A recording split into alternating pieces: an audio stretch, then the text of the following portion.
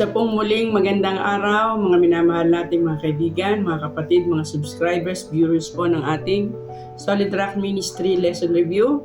Kami po'y muling nagagalak na makasama kayo sa araw na ito. Tayo po ngayon ay nasa ikatlo na nating topic, buhay sa kamatayan.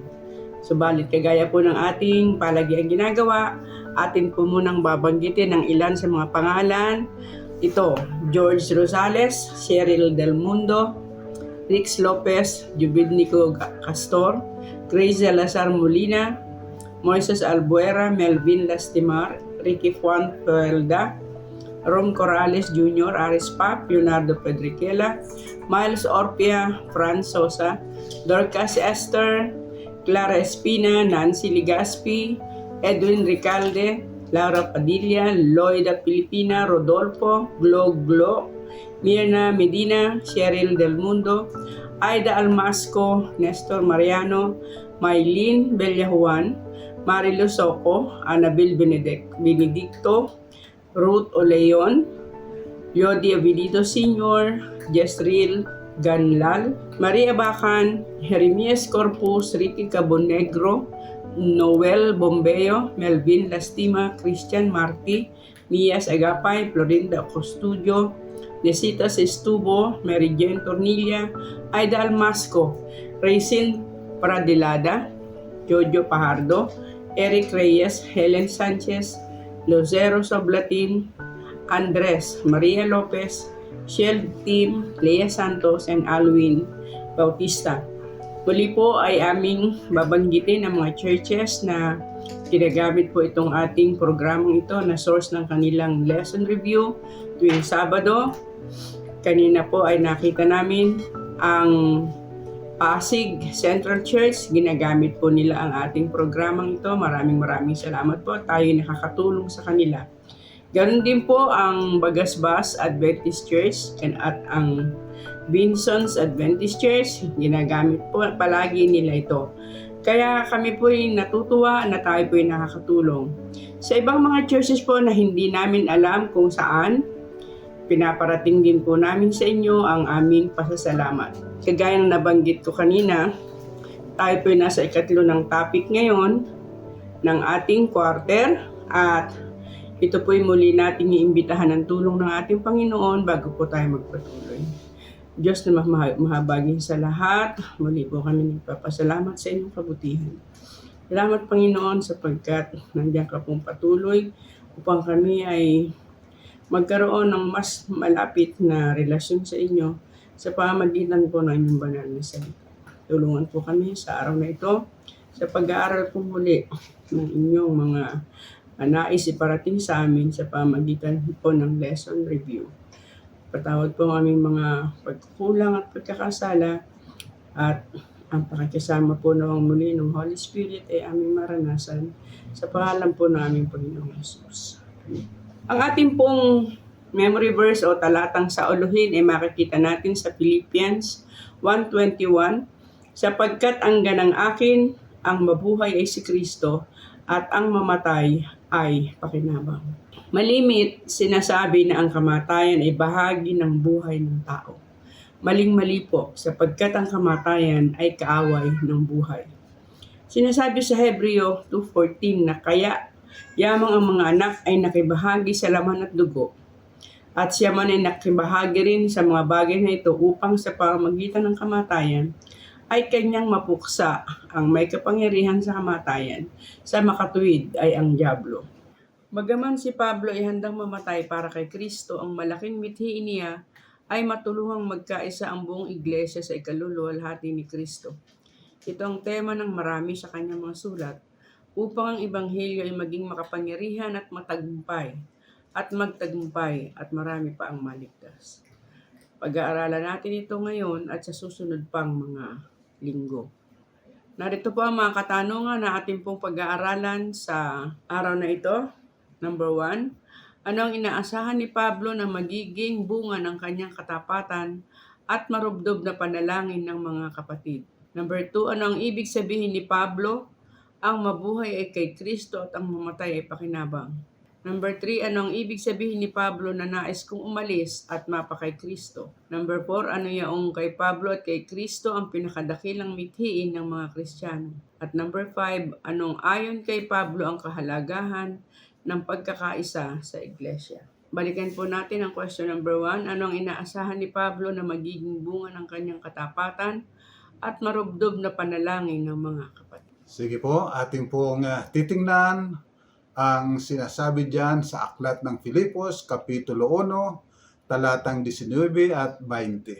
Sapagkat nalalaman ko na ang kahihinatnan nito'y ang aking, number 19, sapagkat nalalaman ko na ang kahihinatnan nito'y sa aking ikaliligtas sa pamamagitan ng inyong pananaing at kapuspusan ng Espiritu ni Kristo. Ayon sa aking maningas na paghihintay at pag-asa, na sa anumay hindi ako mapapahiya kundi sa buong katapangan, na gaya ng dati. Gayon din naman, ngayon, ay dadakilain si Kristo sa aking katawan, maging sa pamamagitan ng kabuhayan o sa pamamagitan ng kamatayan. Ayan. Inaasahan po ni Pablo na dahilan sa kanyang matapat na paglilingkod at sa marubdob na pananalangin ng kanyang mga kapatid sa Filipos, siya ay umaasa na siya ay makalalaya, he will be acquitted. Datapot kung hindi man nakatitiyak siya na siya ay maliligtas at higit sa lahat, maluluwalhati ang pangalan ng Panginoon. Alam po ninyo, napakahalaga po talaga na kapag tayo'y nagkakaisa at tayo'y marugdob na nananalangin, nagbibigay ng pagpapahalaga sa isa't isa, ito po ay isang malaking tagumpay para sa gawain ng Panginoon para sa ikaluluwalhati ng kanyang pangalan. Kaya si Pablo, bagamat nasa bilangguan at hindi niya tiyak kung siya ba ay pakakawalan o kung siya ay ipapapatay, datapot tiyak niya na maluluwalhati ang pangalan ng Panginoon dahilan sa kanilang pagkakaisa sa mga pananalangin, pagkakaisa sa pananampalataya at pagmamalasakit sa isa't isa. Kaya napakahalaga po nito sa ating iglesia at ito ang ikinatutuwa, pinagpapasalamat ni Pablo. At ngayon po sa ikalawang tanong, ano ang ibig sabihin ni Pablo ang mabuhay kay Kristo at ang mamatay ay pakinabang? Yan, titingnan po natin sa ikalawang Korinto, Kapitulo 10, talatang 3 hanggang 6. Sapagkat bagaman kami nagsisilakad sa laman, ay hindi kami nangakikipagbakang ayon sa laman. Sapagkat ang mga sandata ng aming pakikilaban ay hindi ukol sa laman kundi sa harapan ng Diyos, ay may kapangyarihang gumiba ng mga kuta, na siyang gumiba ng mga maling haka at ng bawat bagay na matayog na nagmamataas laban sa karunungan ng Diyos at bumibihag sa lahat ng pag-iisip sa pagtalima kay Kristo, at nanghahanda upang maghiganti sa lahat ng pagsuway kung maganap na ang inyong pagtalima. Ayan, so dito po, maliwanag kay San Pablo na ang kanyang pakikipaglaban, bagamat siya ay nasa laman, ay hindi tungkol sa laman, kundi tungkol sa espiritu, tungkol sa mga gawain ng dyablo. Na ang tanging dadaig ay ang matapat na paglilingkod at maging ang kanyang kamatayan at kamatayan ng sinuman na naglilingkod, nagtitiwala sa ating Panginoon. Kaya kapag tinignan po natin sa Apokalipsis 12, nabasa na po natin ito sa 10 at 11, nakita natin kung papaanong si Satanas ay nadaig. Ang lahat ng kanyang karunungan ay nagiba sa pamamagitan ng pagpapatutuo ng salita ng Diyos, patutuo tungkol kay Kristo, at hindi nila inibig ang kanilang buhay, handa sila hanggang sa kamatayan. At dahilan doon, na-justify ang Panginoon sa buong universe. Kaya nga si Satanas nawalan ng karapatang bumalik pa sa langit at makipag-usap pa sa iba pang mga nilikha, sa iba pang mga planeta, sapagkat naging maliwanag na sa lahat na talo na si Satanas. Ang kanyang karunungan, ang kanyang mga akusasyon ay pawang mga kasinungalingan, at pawang patungo lamang sa kapahamakan at pagpatay. Tingnan pa natin diyan sa Filipos 1:21 at 22. Sapagkat sa ganang akin ang mabuhay ay si Kristo at ang mamatay ay pakinabang. Ngunit kung ang mabuhay sa laman ay siya kong palad, ito'y magiging mabungang pagpapagal, na aywan ko nga kung ano ang aking pipiliin. Ayan. So, dito po, nililiwanag ni San Pablo na kung siya'y mamatay, tagumpay. Sapagkat alam nga niya na ang kaaway ay ang dyablo, na tanging sa pamagitan lamang ng kamatayan madadaig. Kagaya ng sinasabi sa Hebreo 2:14, dahilan tayo ay laman at dugo, si Kristo ay nakitulad sa atin upang sa pamagitan ng kanyang kamatayan ay madaig ang dyablo. Kaya para kay Pablo, ang pakikipaglaban hindi kinakailangan ang mga sandata, sapagkat ang ating mga sandata ay walang iba kundi ang ating pananampalataya, ang salita ng Diyos at ang ating pagtatapat sa Kanya. Ito ang tiyak na magbibigay, magkakaloob ng tiyak na tagumpay, sapagkat ang labanan natin hindi physical na laban. Ito ay laban sa kapangyarihan ng dyablo, sa karunungan ng dyablo na sumasalungat sa katotohanan ng Diyos. Okay, sa ating pong pangtatlong katanungan, ano ang ibig sabihin ni Pablo na nais kong umalis at mapakay Kristo? Ayan, basahin po natin sa talatang 23 at 24. Ano ba yung sinasabi ni Pablo? Sapagkat ako'y nagigipit sa magkabila, ako'y may nasang umalis at sumakay Kristo, sapagkat ito'y lalong mabuti. Gayunmay ang manatili sa laman ay siyang lalong kinailangan dahil sa inyo. Ayan. Ito pong mga talatang ito ay medyo ginagamit ng iba para sabihin na ang tao talaga ay mayroong kaluluwa na kapag ka siya namatay, siya ay aalis at tutungo na sa Panginoon. Datapwat tatandaan po natin, hindi niya sinasabi na yung aking espiritu, hindi niya iniisip na magpakamatay para mapunta na siya roon sa Panginoon, kundi sinasabi niya, nais kong umalis kung maaari lang. Kagaya ng nangyari kay Enoch, kay Elias, na sila ay umalis sapagkat ipinagsama ng Diyos sa kalangitan. Yun ang iniisip ni Pablo. Datapwat kung siya ay mananatili pa at magpapatuloy, ito ay malaking pakinabang sapagkat siya ay nangangahulugan makakapaglingkod pa ng may katapatan at marami pa ang madadalhan niya ng pabalita. Pero kung sa personal, kung personal lang kanyang iniisip, mas gugustuhin niya na siya ay makapunta na sa kaharian ng Diyos. Datapwat hindi yun ang pinakamahalaga sa kanya, ay hindi lang siya, kundi marami pa siyang makasama sa pagpasok sa kaharian ng Diyos. At ito po sana ang espiritu din natin. Kagaya ng espiritu ni Pablo na naisin natin na hindi lang tayo, kundi marami pa ang ating mapaglingkuran, madala natin sa paanan ng Panginoon sa pagtitiwala sa Kanya, paglilingkod, pagpuri sa Diyos, at makasama natin pagpasok sa kaharian ng Diyos. Okay, at ngayon po sa ating pong pang-apat na katanungan, ano ayon kay Pablo at kay Kristo ang pinakadakilang mithiin ng mga Kristiyano? Ayan, tingnan po natin sa talatang 27, ano ba ang sinasabi?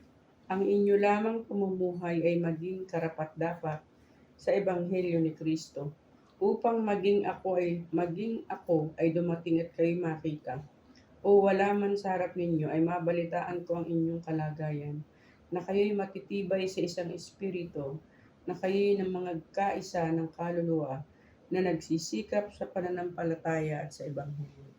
Ayan, mga minamahal, ito po ang idinadalangin ni Pablo. Ang ibig niya, masumpungan, makita yung mga taga-Pilipos na nagkakaisa sa Ebanghelyo, nagkakaisa sa Espiritu. Ibig sabihin, ang pinakamahalaga sa ating lingkod na si Pablo ay tayo ay makitaan ng karakter na katulad ng karakter ng ating Panginoon. Mahalaga po yung tama ang ating doktrina. Subalit ang tamang doktrina ay walang kabuluhan kung hindi makikita sa ating kabuhayan. Yan po ang napakaliwanag na sinasabi sa banal na kasulatan. Tingnan pa po natin sa Juan 17:17 hanggang 19. Pakabanalin mo sila sa katotohanan, ang salita mo ay katotohanan. Kung paano ako'y iyong sinugo sa sanglibutan, sila'y gayon ding sinusugo ko sa sanglibutan. At dahil sa kanila ay pinabanal ko ang aking sarili, upang sila naman ay magpakabanal sa katotohanan.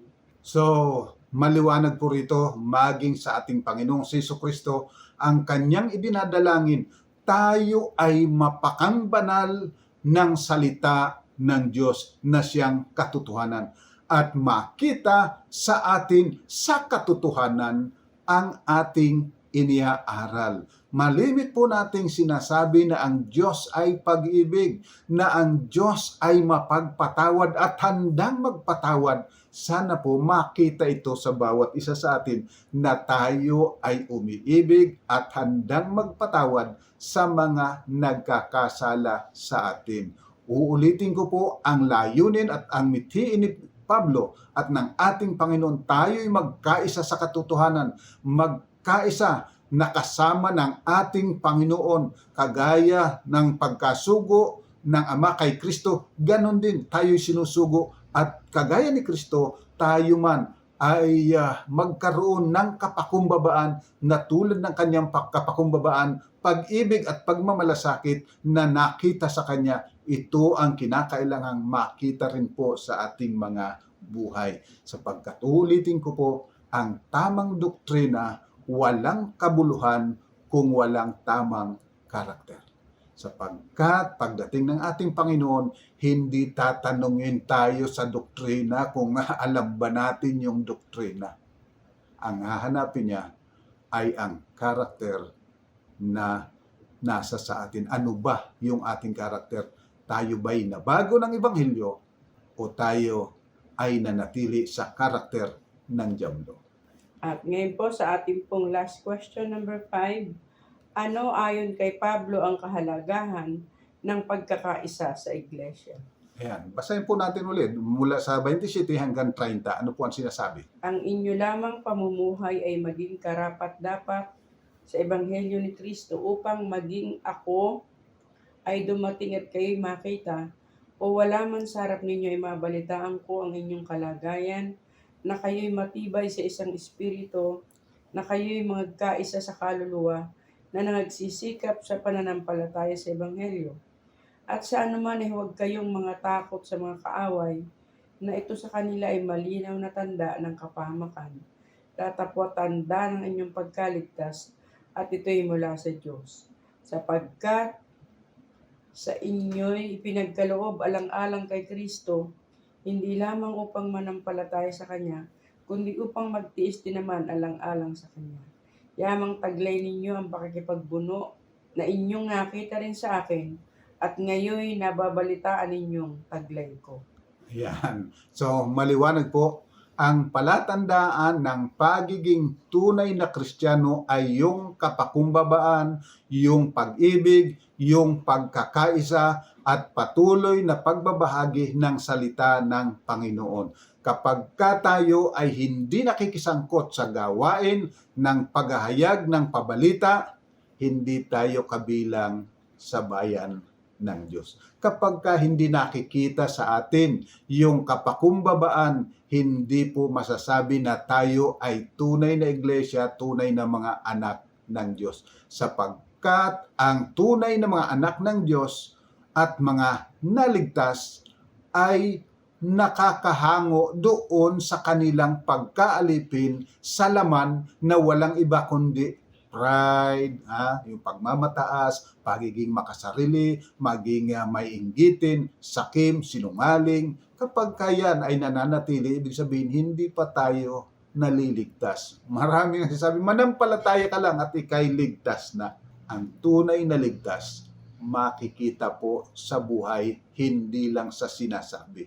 sapagkat ang kaligtasan ay napapatunayan sa pamamagitan ng ating kapakumbabaan, sa ating pagpapahinuhod, sa ating pagtitiis at patuloy na pangangaral ng salita ng Diyos. Datapot kung tayo'y natitison at ayaw na nating magbahagi ng salita ng Diyos at hindi na natin kayang isakabuhayan pa ang sinasabi ng Panginoon na kayo'y mag-ibigan sa isa't isa, yan ay patunay lamang na hindi ka pa naliligtas doon sa iyong likas. Likas na mataas ang pride, o kaya'y sakim, o kaya naman ay maiinggitin, o kaya naman ay yung mapagmata sa iba. Sana po makita sa atin ay ang katuwiran ng Diyos. At ito ang magbibigay ng tunay na pagtatagumpay ng pagdadala natin ng ebanghelyo sa iba sapagkat kanilang makikita na tunay na tayo nga ay nabago. Tunay nga na ang ebanghelyo ay makapangyarihan. Tunay nga na ang banal na espiritu ay naririyan. At yan po natatapos ang ating talakayan sa araw na ito. Narito po ang ating mga summary ng ating mga pinag-usapan. Number 1, ang katapatan at pagmamahalan, pagdadalanginan ay nangangahulugan ng kaligtasan.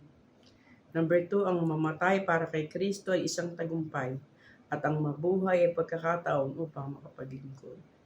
Number 3, ang magkaroon ng tamang doktrina ay may kabuluhan.